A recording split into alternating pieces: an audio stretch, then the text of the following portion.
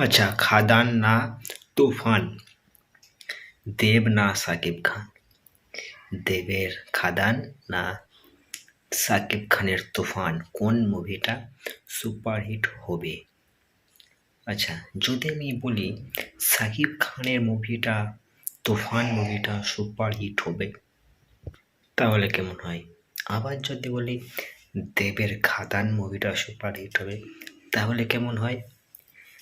আচ্ছা, দুটো মুভি খুব বড় স্কেলের মুভি, দুটো মুভি সুপারহিট মুভি, বুঝতে পারছেন?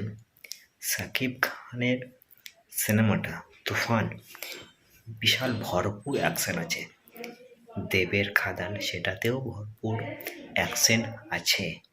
হিসাব মতো দুটো মুভি সুপারহিট মুভি হতে চলেছে, দুটো মুভি সেরা মুভি হতে চলেছে।